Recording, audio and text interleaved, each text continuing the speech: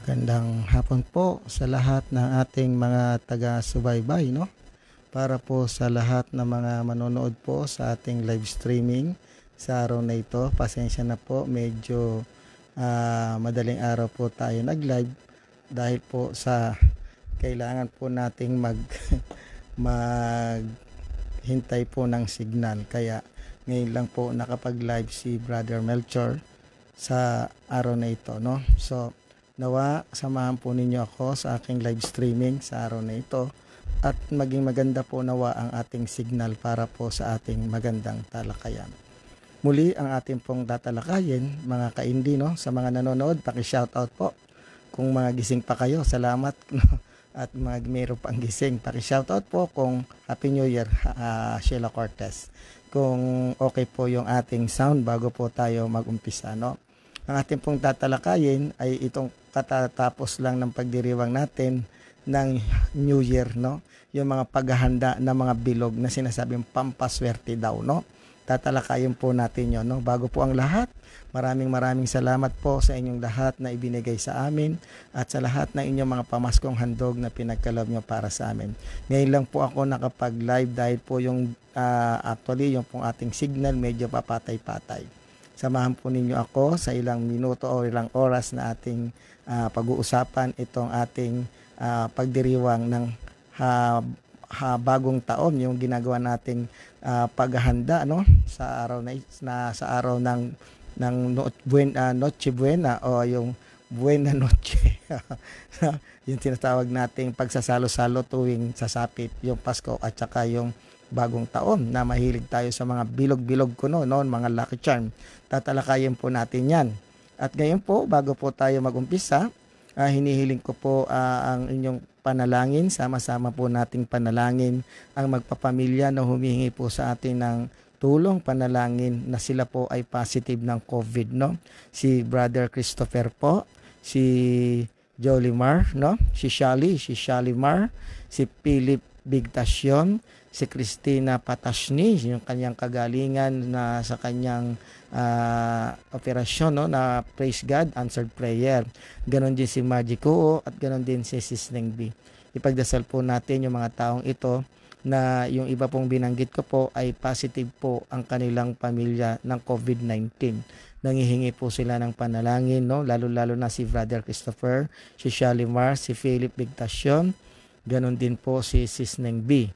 Ganon din po para sa tuluyang paggaling ni Christina Patashni at ganon din po si Margie Kuo, no? Ipanalangin po natin sila at tuluyang pong makarecover po sila at lalo-lalo na po yung kanilang mga cancer na kanilang kinaharap na tuluyan na pong maglaho in Jesus name. Ganon din po yung mga binanggit kong pangalan na nangangailangan po ng panalangin para po sa kanilang pakikipaglaban doon sa COVID-19. Ganon din po yung mga kapatid natin na nangangailangan din ng panalangin na biktima din ng COVID na hindi na po natin mabanggit yung pangalan dahil marami po sila. Ipagdasal po natin sila na sa bagong taon nito na pumasok ay bigyan sila ng magandang bagong buhay at bagong kalakasan ng spiritual at physical na pangangatawan. Ipagdasal din natin ang lahat ng mga OFW, ganon din po ang lahat ng mga frontliners na nasa iba't ibang panig ng daigdig. Muli, samahan po ninyo po ako sa ating tatalakayin. Yung bang bilog-bilog na yan ay meron bang magical effect yan sa ating sinasabing pampaswerte, no? Wala pong turo ang simbahan na mayroon pong pampaswerte yung bilog-bilog, no? Tatalakayin po natin yan ayon po sa ating mga gagamiting Biblia at ating CCC. Kung yan bang mga bilog-bilog na yan na pinaniniwalaan ng maraming mga Katoliko na hindi naiintindihan yung ating pananampalataya, doon nakadepende yung kanilang paniniwala sa lucky charm ng mga bilog-bilog. Tatalakayin po natin kung ano ba po ang ibig sabihin itong mga bilog-bilog na to, kung ito ba'y mayroong katotohanan na nagdudulot ng swerte at nagbibigay sa atin ng mga blessing sa pagpasok ng taon, no? Tatalakayin po natin yan gamit ang Biblia at ang ating CCC.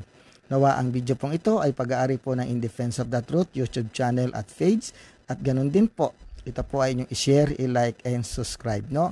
Maraming rin salamat sa mga taong patuloy na nagbibigay sa atin ng material, financial, spiritual, no? Hindi na po natin i-mention ang kanilang mga name, no? Si Lord na po ang bahala sa kanila ng magbabalik, ng siksik, liglig, at umaapaw pa. So, tatalakayin natin ngayon yung bilog-bilog. Actually, ang pagdiriwang po natin ngayon, bago po tayo mag-umpisa ron, yung pong tinatawag nating Theotokos o yung Mother of God, no? Tinalakay na po natin to nung time na buwan ng October, no? About Mama Mary, no? Si Mama Mary po ang pinagdiriwang ng simbahang Katoliko pag sumasapit ang January 1, no? Hindi po si Janus, no? Si Janus po kasi ay pagan god na mayroong dalawang muka na nakatingin yung isang muka doon sa nakaraan at yung isang muka ay nakatingin sa hinaharap, no? Kaya diyan galing yung salitang January. Ang pinagdiriwang po ng ating simbahan sa January 1 na ito ay yung Mother of God o yung tinatawag nating Theotokos, no? Hindi po si Janus, kung hindi Theotokos or Depara, no? Sa ating mga Eastern church, no? Ating sister church, no? Ang tawag nila ay Depara. Kung di ako nagkakamali, Depara, no? Mother of God Theotokos, no? Kasi po ang ating kalendaryo ay mayroong dalawa, isang civil calendar na pinagdiriwang yung January 1 ng New Year at yung tinatawag nating liturgical calendar ng simbahan, yung po ang pinagdiriwang ng simbahan, yung Theotokos o yung Mother of God, no? Dalawa po, isang liturgical calendar at isang civil calendar. Ang civil calendar po, ginagamit po natin yon yung January 1 na Happy New Year, yung pagpapalit po ng taon ng kasalukuyan. At yung pong ating ginagamit na liturgical calendar ay ang pagdiriwang ng kapistahan ng mahal na Birhen bilang naging ina ng Diyos nang si Jesus ay nagkatawang tao at siya ay nanahang kasama natin sa lupa. Maraming salamat po, no? Ngayon po ang ating tatalakayin yung mga bilog-bilog, no? Kung ito bang mga bilog-bilog na to ay meron ba tong bisa or nagbibigay ba ito ng mga swerte dahil tayong mga Kristiyano, no, na impluwensyahan itong mga bilog-bilog na to. Nagsusuot ng mga polka dots, bumibili ng mga bilog-bilog na iba't ibang klase daw ng prutas, ilalagay sa mesa at magbibigay daw ng swerte. Ang masakit pa, pati yung mga coins na bilog, ilalagay doon sa bigas doon, no? Ako, ginagawa ko rin dati yon, pero nung lumalim ang ating pananampalataya, wala pong epekto yung bilog-bilog, no? Kasi kung ating titingnan, hindi po yung bilog-bilog ang nagbibigay ng blessing sa atin, kung hindi po ang Diyos, no? Tatalakayin natin gamit ang banal na kasulatan. Hindi po nakapagbibigay ng mga blessing o pampaswerte o lucky charm yung mga bilog-bilog na yan. Yan po ay namana at nakuha po natin yung customary na yan sa mga Chinese, no? Yung mga Chinese po ang nagbibigay po ng mga ganyang paniniwala, hindi po ang simbahang Katoliko, no? Inadapt nitong mga kapatid nating mga pananampalataya sa Katoliko na hindi nila alam na hindi naman tinuturo ng simbahan na ang mga bilog-bilog na prutas o anumang bagay na mga bilog-bilog ay nakapagbibigay ng blessing sa atin. Hindi po. Ang Diyos po ang tunay na nagbibigay ng blessing sa atin. Babasahin po natin yan. At ayaw po ng ating magisterium o ng CCC yung paniniwalang ganyan sa superstitious belief. Ang masakit pa, pagkatapos ng bagong taon, pag umaga na, yung mga tirang bilog-bilog na prutas, lalo-lalo na yung uubas, isasabit pa doon sa may bintana, sa may pintuan ng bintana, isasabit pa ron. Sa pintuan, sa bintana, kung saan-saan, isasabit, no? Tapos bibili pa ng palay, yung palay na binebenta, isasabit din sarap para daw pumasok yung mga swerte, no? Hindi po ganun ang tinuturo ng ating Panginoong Diyos at lalo-lalo na ng ating simbahan, no? Hindi po ganun yon. Another, mayroon pang mga kaugalian na sinasabi wag daw magkakatay o maghahanda nung tinatawag na mga manok o yung may pakpak, kasi ang manok daw isang kahig, isang tuka, kaya isang taong kang isang kahig, isang tuka. Wala pong ganun, na. Hindi po yon aral ng simbahang Katoliko. At ang sabi, wag daw maghahanda ng baboy o apat ang paa kasi daw yung swerte raw, mabilis daw tumakbo. Hindi po totoo yun, no? Wag po tayong maniniwala sa mga ganon. Ganon din po yung sa sinasabi na Pagka daw naghanda ng mga hayop na may pakpak, gaya ng pabo, ng manok, yung biyaya daw ay mabilis na lumipad, no? Pamahiin po yun ng mga Chinese, no? At kung gusto nyo po na di wag na po tayong maghanda para iwas gastos. Kung ayaw ng mayroong may pakpak, ayaw ng manok, ayaw ng baka, ayaw ng apat ang paa, di wag na maganda para wala po tayong gastos, no? Kung ating titingnan yung mga ganong paniniwala, hindi po totoo po. Ang pamahiin po ay superstitious belief, ay kontra po yan sa magisterium na tinuturo ng ating simbahan. Babasahin po natin yan, no? Hindi po yan totoo. Ganon din po yung sinasabi na ang paputok daw po ay nakapagpapaalis o nakapagpapalayas ng mga masasamang espiritu ayon sa paniniwala na tinanggap ng ibang mga Kristiyano, no? Hindi po totoo yun, no? Meron po tayo mga exorcist priest na silang tunay na may authority na makapagpapalayas ng mga demonyo. Hindi po yung paputok. Kung meron pong napoposes at hinagisa mo yan ng paputok, hindi po yan aalis ang demonyo, magagalit pa ang demonyo sa iyo niyan at ikaw ay babalingan, no?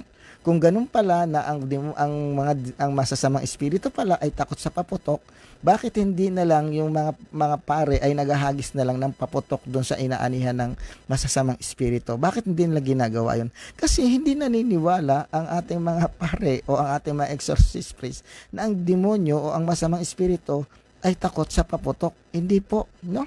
Wala pong katotohanan yan. Yan po ay mga pamahiin lang po ng mga Chinese na inadapt po na mga kapwa nating Kristiyano na hindi nalalaman ang katotohanan, no? Hindi po nakapagpapalayas ng demonyo yung paputok. Ang tunay po nakapagpapalayas ng demonyo ay yung mga kaparian natin na mayroong authority ibinigay ng ating Panginoon. Kung babasahin mo po ang Biblia, wala pong sinabing ang Panginoon na paputokan mo sila upang lumayas ang demonyo. Hindi po ganun. Ang sabi niya, binigyan ko kayo ng kapangyarihang magpalayas ng demonyo, magpagaling ng may sakit. Walang sinabing binigyan ko kayo ng paputok. Paputokan nyo yon at lumayas ang mga malas at ang mga masasamang espiritu, no? Gaya rin po, ito po ang sinasabi, no, magpaputok daw para lumayas ang mga demonyo o masasamang espiritu. Magtataka ka, bakit sa labas ng bahay nagpapaputok? Wala naman doon yung masamang espiritu. Sabi, nasa loob daw ng bahay. Di dapat sa loob ng bahay ka magpaputok para talagang lumayas yung masamang espiritu. Bakit hindi nyo ginagawa yung magpaputok sa loob ng bahay? Sa labas ka nagpapaputok. Ang sinasabi nila, nasa loob daw yung mga masasamang espiritu. Hindi talaga lalayas yun kasi sa labas ka nagpapaputok. Di ba? Doon natin makikita yung pamahiin na yan na kontra doon sa pinaniniwalaan at pananampalataya ng ating pinaniniwalaan sa simbahang Katoliko. Kabaligtaran po, no? Hindi po totoo yung mga naririnig nating sasabihin, wala namang mawawala kapag susundin natin. Yun ang akala mo. Walang ganon, Mars. Malaki ang mawawala kapag ikaw ay naniwala sa mga ganon. Ang sabi nga, ang taong hindi nakakaalam ng tunay na katotohanan na paulit-ulit na sinasabing kasinungalingan ay magiging makatotohanan sa taong hindi nakakaalam nito, no? Kaya wag po tayong maniniwala sa mga ganon. So doon natin makikita, no, na itong paputok na sinasabi, mga bilog-bilog, wala pong connection yan sa blessing, wala pong connection yan sa pagpapalayas ng demonyo, yung paputok, at yung mga bilog-bilog sa mga prutas na inahanda sa ating lamesa, wala pong connection yan sa mga swerte-swerte. At wala pong taglay na mga amulet o lucky charms yung mga bilog-bilog na prutas na yan. No? Wala po. No? Yan ay biyaya ng Diyos sa atin upang ating kainin at hindi po yan nakapagbibigay ng lucky charm. Ang ibinibigay po ng mga bilog-bilog na prutas na yan ay mga vitamins, no? Vitamin C. Hindi po vitamin swerte. No? Yun po, no? Yung mga polka dots, hindi po totoo yun. Kasi kung ang polka dots o yung mga bilog-bilog na damit ay nakapagbibigay po ng swerte, sana yung mga mangangalakal ng mga basura, yung mga namumulot, yung mga mahihirap na tao, pasuotin na lang ng polka dots pagdating ng another year, mayayaman na sila at sineswerte na. Bakit hanggang ngayon namumulot pa rin ng basura? Bakit ngayon naghihirap pa rin? Asa na yung bisa ng sinasabing bilog-bilog? Lagi kang naghahanda sa lamesa mo ng 12 prutas, no? Kung saan mo pa hinahagilap. Pero yung buhay mo ganun pa rin. Bakit? Bakit hindi umaasenso? Kasi yung paniniwala mo nakasandal at nakasalalay doon sa bilog-bilog na prutas at hindi mismo sa Diyos na tunay na nagbibigay ng blessing. Kaya kahit na libo-libong mga bilog-bilog na prutas ang i-display mo dyan, kung ang iyong paniniwala ay nandoon sa prutas, hindi po yon epektibo. Ang tunay pong epektibo na nagbibigay ng blessing ay ang Panginoong Diyos, hindi po yung mga bilog-bilog. Kaya wag po tayong maniniwala doon sa sinasabi ng mga pamahiin na yan ay hindi po makapagbibigay sa atin ng swerte. Ang tunay po na dapat nating panalaligan, pananampalatayaan ay ang ating Panginoong Hesukristo. Against po at tutol na tutol po dyan ang ating magisterium o yung CCC tungkol sa superstitious na yan na pinaniniwalaan. Actually, bago po, kukorrection ko lang po, hindi po masama ang maglagay ng bilog-bilog sa lamesa ninyo, Hindi ko po sinasabing masama yon. Hindi po masama dahil handa nyo po yon at pagsasaluhan nyo sa bagong taon, Ang masama po, kung ang iyong damdamin ay nandoon nakasalalay, kung ang iyong paniniwala ay nandoon sa bilog-bilog na ikaw ay bibigyan ng swerte ng bilog-bilog na yon, superstitious belief na po ang iyong pinaniniwalaan. Pero kung inihanda mo lamang yan sa lamesa bilang pagkain na pagsasaluhan sa medianoche, wala po yan, Wala pong connection yan doon, Ulitin ka po, Wala pong bawal at hindi pinagbawal ng simbahan ang maglagay at maganda tayo ng bilog-bilog. Ang ayaw lang po ng ating simbahan, yung maniniwala tayo sa superstitious belief na yung mga bilog-bilog na yan ay nakapagbibigay ng swerte sa ating pananampalataya. Hindi po yun, Wala pong tutol ang simbahan kung anong bilog ang ihanda mo. Ang tinututulan ng simbahan, yung paniniwala natin na superstitious belief doon sa pulot natin ng mga kaugalian ng mga Chinese, Yun po ang ayaw ng simbahan at lalo-lalo na ng magisterium. Ulitin ko po. Hindi po masama ang maghanda ng bilog-bilog na prutas na mga pagkain sa lamesa kung ang iyong paniniwala, yung pagkain yon ay pagsasaluhan ninyo. Pero kung ang paniniwala mo ay paloob doon sa mga bilog-bilog na yon at doon ka depende na iyong pinaniniwalaan na ang bilog-bilog na yon ay makapagbibigay sa ng swerte, that is called superstitious belief. Hindi na nakabase sa Diyos ang pananampalataya mo. Ang pananampalataya mo at ang iyong paniniwala ay nakabase na doon sa mga bilog-bilog na bagay. Yan, kinarek po natin. Ano po ang sabi ng CCC, Catechism of the Catholic Church sa paragraph 2111? Ito po ang sabi sa superstitious belief. Sabi rito, superstition is the deviation of religious feeling. Ayan, Deviation of religious feeling and of the practices this feeling imposes. It can even affect the worship we offer the true God. Nakaka-apekto yung ating sinagawang superstition sa mga bilog-bilog na bagay sa ating Panginoong Diyos. Gaya nga ng sinabi ko, kung ang intention mo ay para kainin lang yon at hindi doon sa paniniwalang superstitious, walang problema. Pero kung ang magiging batayan mo sa mga bilog-bilog sa ibabaw ng lamesa mo ay makapagbibigay ng swerte yun po ay superstitious at against na po iyon sa paniniwala natin sa tunay na Diyos. Tuloy natin.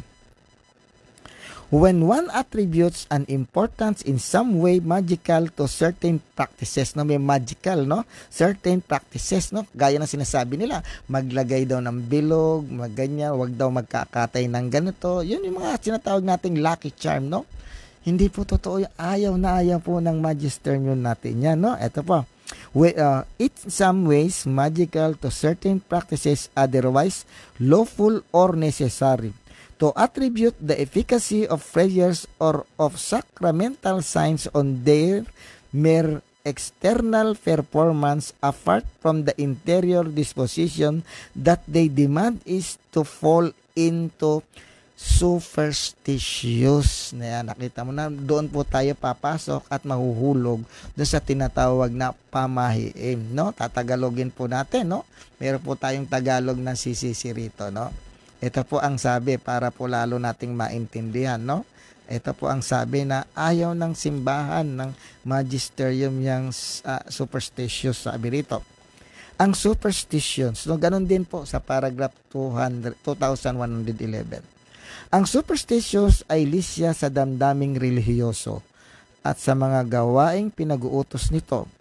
Maaari ding sakop ang pagsambang iniuukol sa tunay na Diyos. Diyan na yung papasok yung idolatry, no? Okay.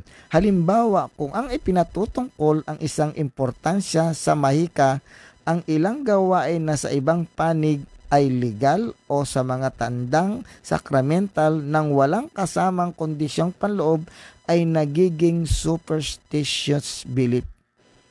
Nakita nyo na, no? Basahin niyo po yung Mateo chapter 23 verse 16 to 22. No? Nakikita nyo na yung mga utos ng tao yan, yung tinatawag na maturo ng tao. No, superstitious belief, no, kapag ang ating pinaniniwalaan yung mga lucky charm na ganyan, yung mga feng shui na ganon, papalapit na naman po yung Chinese New Year, no, kung ano-ano pong mga anik-anik. Alam ko na, year of the brazen ox ba ngayon, year of the ox, bibili na naman yung mga kaibigan nating mga kapananampalatang mga ox, kung ano-ano ilalagay sa altar, no, hindi po nakapagbibigay yan ng lucky charm. Papasok po dyan yung idolatry, no? Kung di ako nagkakamali, sa Chinese New Year ay Year of the Ox yun, no? Hindi po totoo ang Year of the Ox. Ang totoo po ay Year of the Lord, no? Wala pong Year of the Ox.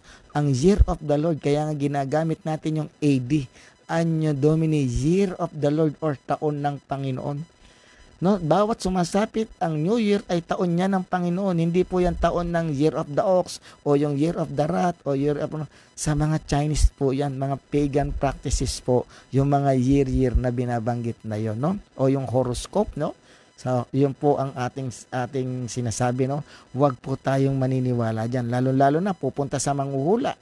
No, ang daming manghuhula diyan sa ledgi-ledgi ng Quiapo, no? Buti nga yung iba, pinaalis na ni Yorme yung iba doon eh. Yung iba bumabalik, no? Papahula yung palad, ano mangyayari sa kanila sa year 2021, no? 2021, no? 2021, no? Sa year 2021, no? Eh, hindi po, ang tawag po doon ay fortune teller, no? Hindi po, wag po tayong sasangguni sa mga ganon. Lalo-lalo na January 1 po ngayon, no? Kung ano yung magiging kapalaran mo sa taong ito, no? Wag po tayong makikiayon sa mga ganon, no? Yan po yung tinatawag nating superstitious belief. Bumasi po tayo sa banal na kasulatan. Ituturo po sa atin ng banal na kasulatan kung sino po ang dapat nating sandigan at paniwalaan sa mga sumasapit na taon-taon at sino po ang tunay na makapagbibigay ng blessing. Kung babasahin po natin yung Mateo chapter 5 verse 45, no? Tingnan niyo po ano ang sabi doon ng ating Panginoon, no? Sa Mateo chapter 5, pinauulan niya sa masasama at sa mabubuti. Pinasisikat niya ang araw sa masasama at sa mabubuti. Ibig sabihin, ang Diyos po ang nagbibigay ng blessing, no? Hindi po yung mga bilog-bilog o anumang bagay na ating pinaniniwalaan. Kay masama ka man, kay mabuti ka, pinasisikat niya ang araw sa iyo at pinauulan niya sa iyo kung ikaw man ay mabuti at masama, no? Nagbibigay siya ng blessing ang Diyos, no? Basahin natin yung Mateo chapter 5 verse 45. Ito ang sabi ng ating banal na kasulatan. Upang kayo'y maging tunay na anak, sabi dito, upang kayo'y maging tunay na anak ng inyong Ama na nasa langit, sapagkat pinasisikat niya ang araw sa mabubuti, gayon din sa masasama, at nagpapaulan siya sa mga matutuwid at sa mga di matuwid. Doon mo nakikita, no, ang Diyos nagbibigay ng blessing. Kay masama ka, kay mabuti ka, ang Diyos ang nagbibigay sa iyo ng blessing ayon sa Mateo chapter 5 verse 45. Walang sinabi yung prutas, walang sinabi yung mga bilog-bilog na mayroong lucky charm, no? Ang Diyos po, pinauulan niya, pinasisikat niya sa mga masasama at sa mga mabubuti ang kanyang biyaya, no? Yun po ang konteksto, no? Doon po natin makikita ang Diyos lamang po ang may kakayahang magbigay ng blessing at ng bagay na makapagdudulot sa atin ng kaunlaran sa buhay, hindi po yung mga bilog-bilog, no? Unang-una, sabi nga, to err is human, to forgive is divine, no? Sabi nga na nasa Diyos ang awa, nasa tao ang gawa. Kung hingi ka ng hingi sa Diyos, hindi ka naman gumagawa, ay hindi ibibigay sa iyo, di ba? To err is human, to forgive is divine, no? Kinakailangan din tayong kumilos, no? Nandiyan ang Diyos, kaagapay natin sa pag-unlad ng ating buhay. Hindi po yung bilog-bilog, no? Pansinin ninyo po, no? Araw-araw gumagamit tayo ng bilog na plato. Pero yung mga kaibigan nating mga namumulot na mga basura, bilog-bilog din yung kinakainan yan. Bakit hindi pa rin sila umaangat sa buhay? Bakit ikaw pa rin sila sa buhay? Puro mga bilog ang ginagamit niyan. Bilog na tasa, bilog na ano. Sabi, pampaswerte yan. Bakit hindi sila umaangat sa buhay? No? Sa kabila ng pagsisikap nilang mamulot ng mga basura, dahil nagsusuot pa yan ng mga polka dots, kasi hindi po doon nakasalalay yung pananampalataya natin. No? Nakasalalay po ang tunay na Kristiyano, ang kanyang pananampalataya ay sa Diyos, hindi po sa mga bilog-bilog na bagay na inihanda sa pag ng lamesa. No? Ulit ko po, hindi po binabawal ng simbahan na bumili ng mga bilog-bilog kung ito ay ihahanda bilang pagsasaluhan sa medianoche. Pero kung ito po ay gagamitin bilang lucky charm o may magical power na magbibigay ng swerte, hindi po iyon tinuturo at inuutos ng simbahan. Yan po at diyan po pumapasok yung tinatawag nating superstitious belief at against po yan doon sa sinasabi nating idolatry, no? Idolatry na po yun, yung sa ikalawang utos ng Diyos, no? Papasok po yan doon, no? Okay, hindi lang po yung ribulto, no? Pati po yung superstitious belief na iyong pinaniniwalaan, it's an idolatry. Even yung horoscope, yung mga fortune teller na nagpapahula ka, idolatry po yun, no? Akala kasi ng ating mga kaibigang separated brethren na ribulto lang ang idolatry. Yun ang hindi nila alam. No? Tuloy natin. Sino nga ba ang tunay na nagbibigay ng blessing?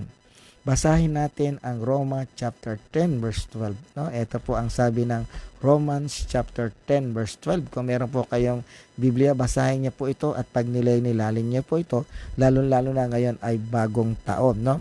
Ito po ang sabi ng banal na kasulatan. Sabi rito, kaya't walang pagkakaiba ang katayuan ng Hudyo at ng Hentil. Iisa ang Panginoon ng lahat at siya'y masaganang nagbibigay sa lahat ng tumatawag sa Kanya. Kay Hudyo ka man, kay Hentil ka man, ang Diyos ang Panginoon, no? Ng lahat at siya'y masaganang nagbibigay sa lahat ng tumatawag sa Kanya. Ang Diyos po ang nagbibigay, no, ng mga biyaya, hindi po yung mga bilog-bilog, hindi po yung mga lucky charm na sinusuot sa katawan o nilalagay sa bahay, sa harapan ng bahay, hindi po yun. Kung hindi ang Diyos ang nagbibigay ng masagana sa lahat ng tumatawag sa Kanya. Roma chapter 10 verse 12. Ano pa? Okay. Ayon naman dito sa banal na kasulatan, dito sa unang Timoteo, no? Unang Timoteo, basahin natin, mga kaindi, no? Unang Timoteo chapter 6 verse 17. Ito po ang mababasa natin. Ang sabi dito, ituro mo sa mga mayayaman na huwag silang magmataas at huwag silang umasa sa kayamanang lumilipas, kung hindi sa Diyos na masaganang nagbibigay ng lahat ng ating pangangailangan upang tayo'y masiyahan. Saan daw tayo aasa? Sa Diyos na masaganang nagbibigay ng lahat ng ating pangangailangan upang tayo'y masiyahan. Sa Diyos, hindi dun sa bilog-bilog ka aasa. Sa Diyos, no? Sapagkat siya ang nagbibigay ng lahat ng ating pangangailangan upang tayo'y masiyahan. Hindi po dun sa mga lucky charm na kung ano-anong nilalagay sa bintana, sa harap ng pintuan, no? Yung mga sinusuot na lucky charm sa mga kamay, no? Buti pa rosary, walang problema yan, no? Pero yung mga lucky charm, yung naniniwala doon sa mga bilog-bilog na ganun, wala pong katotohanan yan, no? Wala pong basihan yan sa Biblia at hindi yan turo ng simbahang Katoliko. Yan po ay na-adapt po ng ating mga kaibayo at even ang ating mga Katoliko na hindi nakakaalam ng katotohanan, nakuha po yan sa pamahiin ng mga Chinese, no? Pansinin po ninyo, hindi po lahat ng mga Chinese ay puro mga pagan practices. May mga Chinese din pong Kristiyano na naniniwala na sa simbahang Katoliko. May mga Catholic Chinese na rin na hindi na gumagawa ng ganang pamamaraan, no? Pero yung mga purong Chinese, ginagawa nila yon, no? So, ang sabi ng banal na kasulatan, binigay kong talata, ang Diyos ang nagbibigay, no? ang Diyos ang nagbibigay ng masagana sa lahat ng ating pangangailangan upang tayo'y masiyahan. Walang sinabi yung bilog-bilog, walang sinabi yung mga lucky charm, walang sinabi na maghanda ka ng 12 prutas, no? Inulit ka po, wala pong masama kung maghahanda ka ng 12 prutas. Kung ang iyong intention ay para lamang pagsaluhan yon. Pero kung ang magiging intention mo, yon ay magbibigay sa iyo ng pampabuenas, pampaswerte sa taong papasok, hindi po yon makabubuti bilang isang mananampalatayang Katoliko. Bagkus pumapasok po dyan yung tinatawag na idolatry. Dahil yung paninimpalataya mo, nakabase na doon sa lucky charm na ginawa mo sa prutas. Wala na doon sa pananampalataya mo sa tunay na Diyos na nagbibigay ng lahat ng ating pangangailangan ng sagana. Okay. Kung babasahin po natin ang Pilipos, no? Philippians chapter 4 verse 19. Ito po ang sabi. Basahin natin, no? I-take down notes mo ito. Maganda po itong pagnilayan sa taong ito na papasok. Kung sino po talaga yung tunay na nagbibigay ng blessing. Philippians chapter 4, no? Chapter 4. Basahin natin. Philippians or Filipos chapter 4 verse 19. Ito ang sabi ng ating banal na kasulatan. Sabi, narito ngayon ang katibayan ng labis-labis na kaloob ninyo sa akin. Higit 4:19. At buhat sa hindi mauubos na kayamanan ng Diyos, ibibigay niya ang lahat ng inyong pangangailangan, no? Sa pamamagitan ni Kristo Jesus, no? God supply all your needs according to His riches and glory. Philippians chapter 4 verse 19. Ang Diyos po ang magsusupply ng lahat ng ating pangangailangan according to His riches and glory. Hindi po yung bilog-bilog. Hindi po yung mga lucky charm na inilalagay natin sa ating bahay-bahay.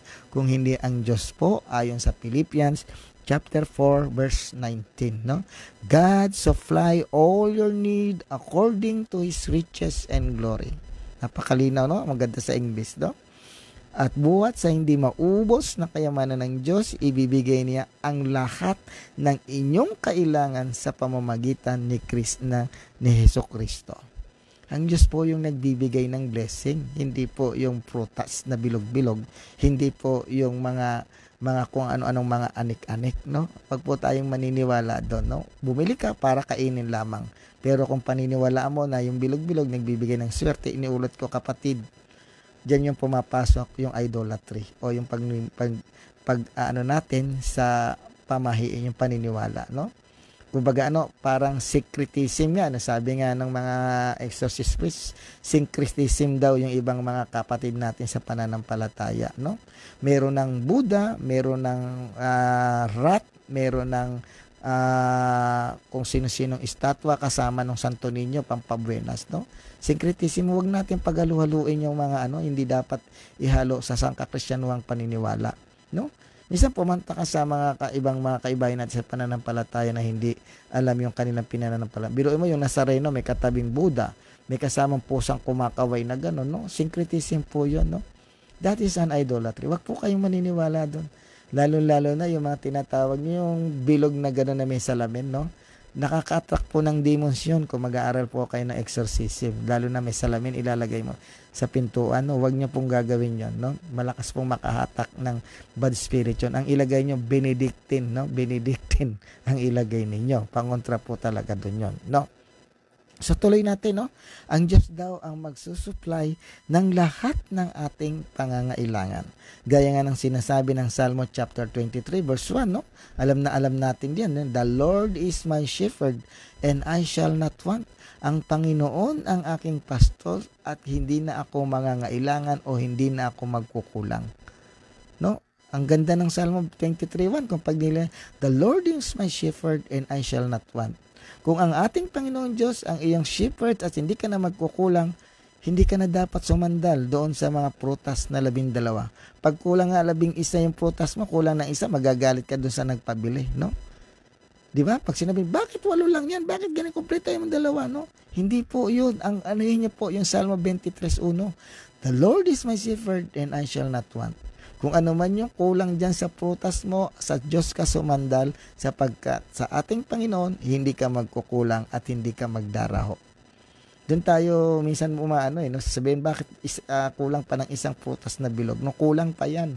O, 8 lang nabili mo, dagdagan pa, maghanap kung saan-saan maghanap, kahit mahal, bibili, no? Para lang makumpleto yung 12.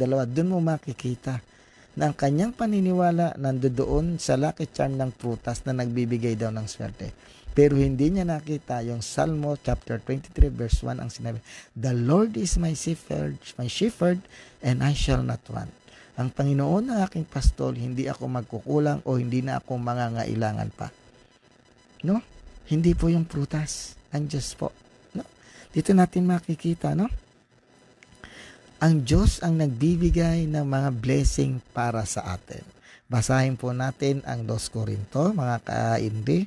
Ayon po dito sa 2 Korinto. Asahan nyo ho, tuloy-tuloy na po yung ating pagla-live sa taong papasok. Pati po yung aming channel na Faith Seeking and Understanding, andar na po yun, no? Maglalagay na rin po kami dyan, no? Tutuloy-tuloy na po natin yan, no? Medyo na-busy lang po kami ng mga bandang December, no? Mag-subscribe po kayo sa Faith Seeking and Understanding, no? Dadagdagan po natin ng laman yun. Yung hindi po natin tinatalakay dito, lalagay po natin doon, no? Tulitin po natin. The 2 Korinto chapter 9 verse 8, no? Ang Diyos po ang nagpapasagana sa atin. Basahin natin, no? Basahin natin. 2 Korinto chapter 9 verse 8 ang sabi dito. Basahin natin. Napakalinaw. Sabi dito, magagawa ng Diyos na pasaganain kayo sa lahat ng bagay at hindi pa higit pa sa inyong pangangailangan upang may magamit kayo sa pagkakawanggawa. Sino daw ang magpapasagana sa atin? Ang Diyos, hindi yung mga prutas na bilog-bilog o yung mga bagay na bilog-bilog o yung mga lucky charm na pampaswerte o pampabuenas sa negosyo daw kuno. No? Ang sabi po ng Corinthians chapter 9 verse 8, 2 Corinthians, magagawa ng Diyos, hindi magagawa ng prutas, hindi magagawa ng bilog, kung hindi ang may kakayahang gumawa ng magbigay ng blessing, ang Diyos. Ayon sa 2 Corinthians chapter 9 verse 8, ang sabi, magagawa ng Diyos na pasaganain kayo sa lahat ng bagay at higit pa sa inyong pangangailangan upang may magamit kayo sa pagkakawanggawa. Ang Diyos po ang magbibigay sa atin ng mga saganang pangangailangan natin, no? Higit pa, sabi, higit pa sa inyong pangangailangan. Nakita mo yung garantiya ng Biblia, tapos sumasandal ka dun sa mga prutas-prutas na yan, sumasandal ka dun sa mga bilog-bilog. Napakaganda ng mga talatang binibigay natin na hango sa Biblia. Bakit hindi natin, yun ang sandalan natin at panghawakan natin? Bakit pa nanghahawakan natin yung mga superstitious belief na hindi naman epektibo sa ating pamumuhay? Epektibo po kung ating gagamitin ang banal na salita ng Diyos at i-apply po natin sa buhay natin bilang Kristiyanong Katoliko. Doon mo makikita kung gaano kabisa ang pangako ng banal na kasulatan sa lahat ng gumagawa at nagsasabuhay nito. No? Kahit na, ulitin ko po, kahit na sobra pang 12 prutas na bilog-bilog ang ilagay mo dyan, kung hindi ka Christ-centered, hindi ka po magiging maganda ang takbo ng buhay mo. No? Kinakailangan po maging Christ-centered po tayo at hindi po self-centered. If you are a Christ-centered, doon mo makikita at matatamo yung lahat ng pangako na ibinasa ko po kung sino po ang magpapasagana sa atin. No? Kaya kung babasahin natin yung Mateo chapter 6 verse 33, no? Seek ye first the kingdom of God, and all these things shall be added unto you. Hanapin po muna natin ang kaharian ng Diyos at ang lahat ng mga bagay ay ibibigay sa atin. Basahin natin, nasa Mateo yon. Mateo chapter 6, no? Basahin natin. Hanapin muna natin yung kaharian ng Diyos. Kaya ang sabi ko, maging Christ-centered tayo, no? Hindi dun sa material-centered, no? Lalo-lalo na sa bilog-bilog. Ito ang sabi ng Mateo 6:33. Basahin natin. Sabi dito, ngunit higit sa lahat ay pagsikapan ninyo na kayo'y pagharian ng Diyos at mamuhay ng ayon sa kanyang kalooban at ibibigay niya sa inyo ang lahat ng inyong pangangailangan. Napakaganda nung tinuturan ng mga banal na kasulatan, yung mga garansya. Bakit hindi natin ito panghawakan sa buhay natin? Bakit hanggang ngayon nakadikit pa rin tayo dun sa mga pamahiin na hindi naman nakapagbibigay sa atin na magandang buhay? Bagkus puro kamalasan lang ang ibinibigay ng mga pamahiin na yan. Ang iba ang katwiran, wala namang daw mawawala. Malaki ang mawawala dahil that is an idolatry. Diyan napapasok na ang iyong pananampalataya ay babasin na sa material na bagay at hindi na doon sa Diyos. Kaya hanapin mo muna ang Diyos, maging Christ-centered ka at sundin ang kanyang kalooban at ibibigay niya ang lahat ng iyong pangangailangan. Gaya nga ng Philippians chapter 4 verse 19, no? God supply all your need according to His riches and glory. Ang Diyos po ang magsusupply, ang magpapasagana ng iyong pangangailangan. Hindi yung mga amulet, hindi yung mga lucky charm, hindi yung mga ox, hindi yung mga rat, hindi yung mga horse, hindi yung mga dragon. Ang Diyos lamang po, period, wala nang iba. No? So, Happy New Year. Nawa, nakapagbigay po ako ng maikling paliwanag po, no, na dapat po, kung tayo po'y maghahanda, wag nating ilagay sa isipan natin na yung mga bilog-bilog na yon ay magbibigay ng swerte. No? Hindi naman po bawal maglagay ng bilog-bilog. Ang pinagbabawal lang yung paniniwala natin na nakasalalay yung superstitious belief. No? Yun po. Ako po, wala po akong handa. Sa totoo lang, wala. Nagluto lang ako ng carbonara at saka kapirasong ham. Yun lang. Wala na po. No? So, bakit? Kasi ang alam ko, ang Diyos po ang nagbibigay ng mga blessings sa atin. Tandaan ninyo, how many years akong walang work, pero nandito si Brother Mel, lalong tumaba, no? Lalong nag-iba yung itsura. Bakit? Ang sinasandalan ko, yung Philippians chapter 4, verse 19. God provide all your needs according to His riches and glory. Dahil mayroon po sa atin na nagugulat ako na nagbibigay ng kanilang mga blessing na isineshare sa atin, no? Hindi ko na po ibabanggitin ang kanilang mga name, no? Na tuwang-tuwa po ako, nakakataba ng puso, no? Na binabahagi nila, no? Sabi ko, ang Diyos na ang magbabalik sa kanila ng siksik, diglig at umaapaw. Hindi po kami nag-a-announce dito. At meron po kaming mga ginagawa na hindi namin inilalagay sa social media, no? Si Lord na po. Yun po ay tulong ng mga taong nagbibigay sa amin. Yung ibinibigay nila, ibinabalik din po namin sa ating kapwa-tao. Hindi na po dapat natin yan ibigya o ibigay sa YouTube o ilagay sa Facebook, no? Kapag ka po gumawa yung mga taong iyan, mananatili pong nakatago ang kanilang name dahil ang Diyos po ang magbabalik sa kanila ng siksik, liglig at umaapaw pa. Kaya mga kaindi, sa darating na mga panahon, no, sa pag-usad ng taong ito, ng 2021, na may buhusan tayo ng maraming pagpapala, material, spiritual, financial na ating Panginoong Diyos. No? Hindi po dapat tayo sumandal doon sa mga bilog-bilog. No? Actually, yung iba pa nga nagkakalog-kalog ng barya, no? Tumatalon daw pagdating ng New Year para lumaki. No? Mas maganda siguro para mas mabilis kang lumaki, tumalong ka sa building. Tingnan natin, di ba? No, kalokohan po yun, no? Wala pong katotohanan yung tatalong ka, lataas ka. Kung gusto mong lalong tumaas, tumalong ka sa mataas na lugar, sa building. Tingnan ko lang kung hindi ka madali, di ba? Huwag po tayong maniniwala dun sa mga tatalon, maglalagay ng coin sa bulsa, magkakalog-kalog ng mga coins para daw dumami, hindi, no? Kung ang bilog ay nakapagbibigay kuno ng swerte, edi dapat yung mga papel na lapad na yun na lang ang ilagay mo, wag na yung bilog-bilog. Bumili ka rin ng mga lapad na prutas. No? Wala naman lapad na prutas na square at saka ano, no? Kasi yung pag sinabi mong bilog-bilog yung ihanda mo, barya-barya lang yan. Kung ilagay mo yung papel na kudrado, kung inaakala mo magbibigay ng swerte doon, di humanap ka rin na mga prutas na lapad o yung square, kung totoo nga nagbibigay yon. Hindi, mas maganda ang ibibigay nun kasi kudrado na, hindi na bilog. Kasi ang bilog, coins yun, mga barya-barya. Kaya mga kaindi, wag po tayong maniniwala sa mga pamahiin. Ang paniwalaan natin ay yung pangako ng mga nakasulat sa banal na kasulatan na yan po ay inspired by God, breathed by God.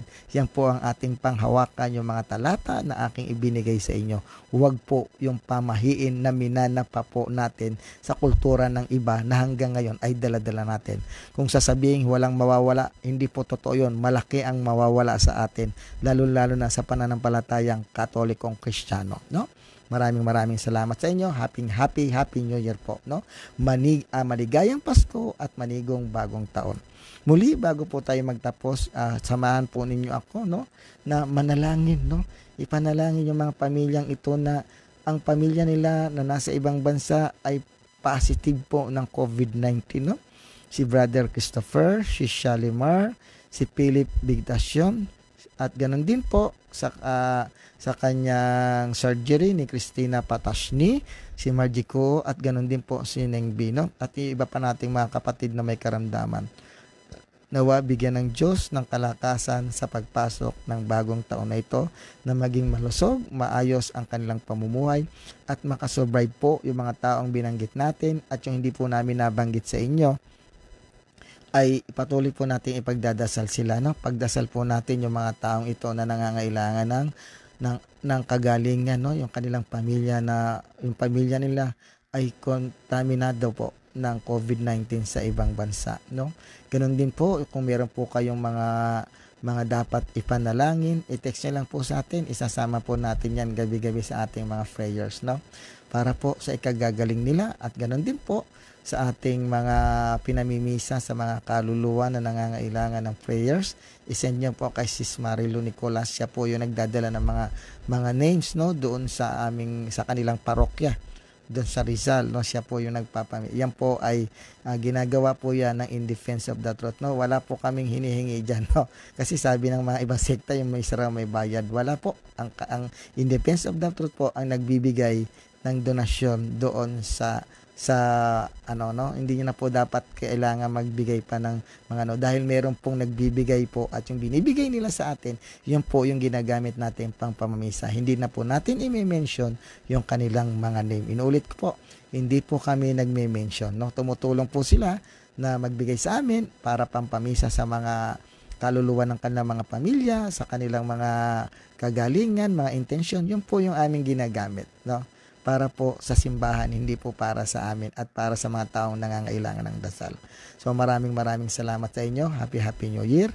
Yung pong binanggit kong pangalan ay every night at every prayer po ay ipagdasal po natin sila. Ganun din po yung mga kaibigan ko po at kaibigan nating lahat, lalo-lalo na yung mga separated brethren natin na hindi na nila pinagdadasal. Isama rin po natin sila sa panalangin, no? Kasamahan din po natin yan, kapatid din po natin sila kay Kristo. At hindi pwedeng hindi sila isama sa ating panalangin, no? Kasama rin po natin yan, at sila lang po ay naligaw ng landas, no?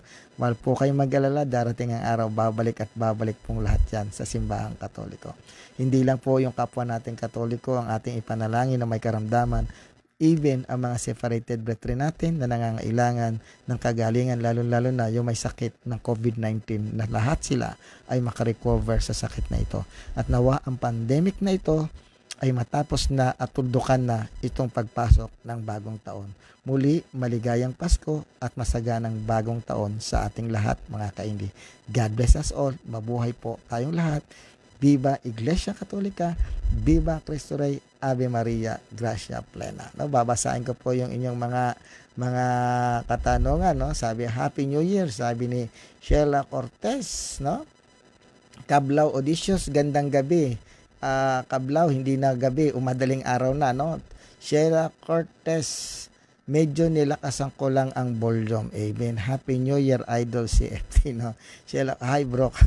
Glory to God. Nena Despidiones, no.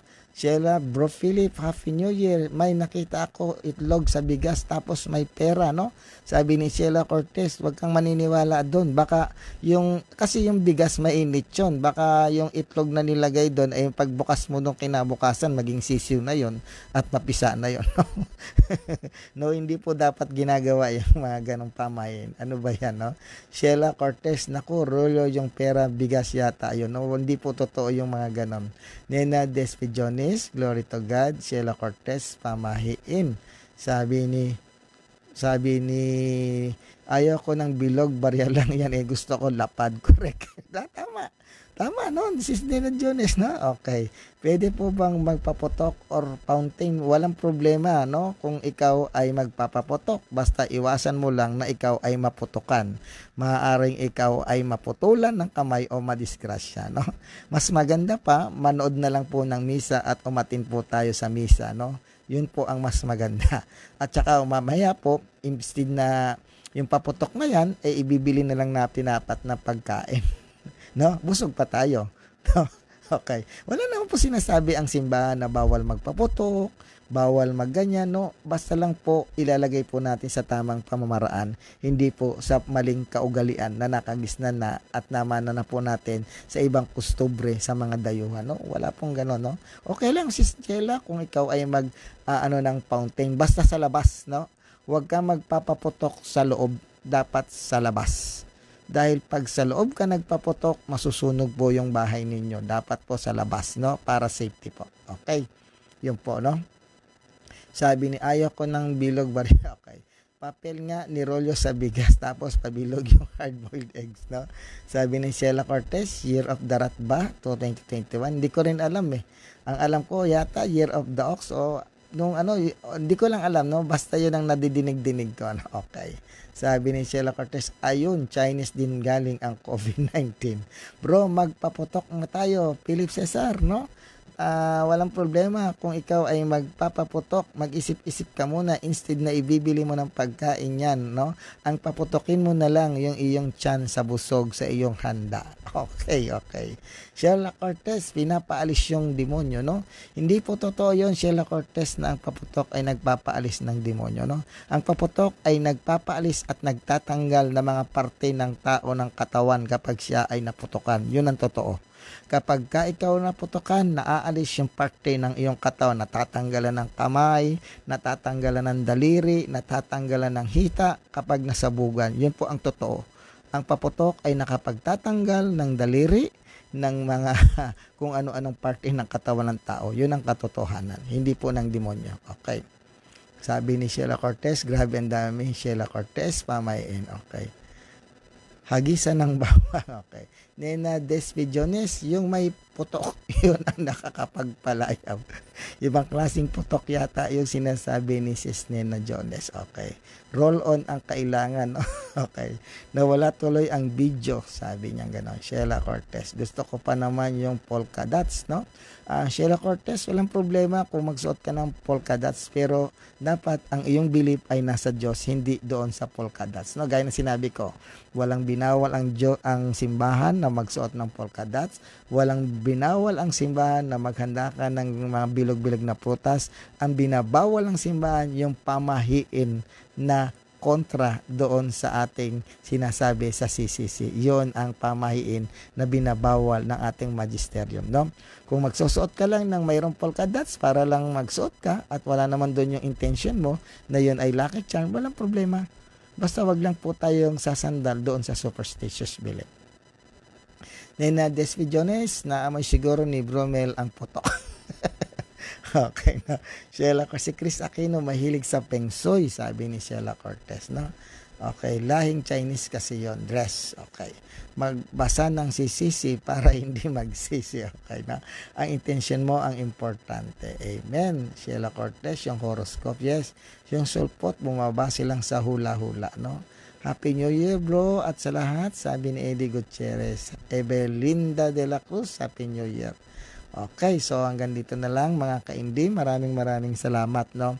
Muli sa darating pang mga araw tayo po ay magsisimula na mag-live. Asahan po natin na matatapos na yung ating ban bilang nakaban po tayo sa YouTube channel. No? Itong January, no? Baka 4th week or 25 ng October or 26 or 27 ay malit na po yung ating ban para po tayo ay tuluyang makapag-live na sa ating YouTube channel. So maraming salamat. Inuulit ka po yung mga taong aking binanggit na nangangailangan ng panalangin. Ipagdasal po natin silang lahat.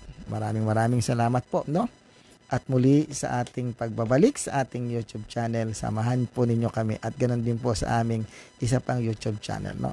Samahan nyo rin po at inyong tangkilikin yung mga Catholic vlogger, no, gaya ni Brother Novidora, ni Brother Bien Agavin, no. Malapit nang makapag-live si Brother Bien Agavin. Konting tumbling na lang, suportahan natin, no, si Bien Agavin, yung kanyang channel, konting tumbling na lang at siya po ay makakapasok na doon sa hinihingi na YouTube para siya ay makapag-live. Ganon din kay Brother Paul Alima, kay Father Darwin, no, yung kanyang punto for punto. So maraming salamat po. At ganon din kay Adrian Bilag, no, na ating mga kapanalig, no. Samahan natin at tangkilikin ang mga vlogger na mga Katoliko na tunay namang nagtatanggol at naghahayag ng katotohanan para sa simbahang Katoliko. Ulitin po namin, wala po kaming mga sweldo lahat, no. Lahat ng binanggit kong mga nag-vlog, wala po yan sweldo, no. Umaasa lamang yan sa sinasabi ng Philippians chapter 4 verse 19. Ang sabi, God provide all your needs, no, according to His riches and glory. Amen. Maraming salamat po. Merry Christmas and happy prosperous New Year sa ating lahat. Ulitin ko po, hindi po Year of the Rat or hindi po Year of the Oxen. Ngayon po ay Year of the Lord. At sa tuwing sumasapit ang bagong taon, Year of the Lord po. At muli tayo po ay magsimba sapagkat pinagdiriwang po na ating simbahan ang tinatawag ng Feast Day ng Mother of God.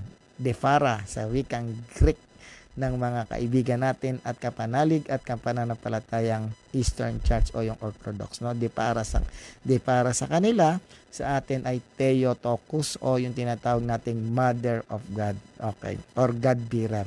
So maraming salamat, hanggang sa muli. God bless us all. Mabuhay po tayong lahat. Happy New Year. Amen. Salamat po at maraming salamat. Father, Son of the Holy Spirit. Amen. Salamat po sa inyong lahat.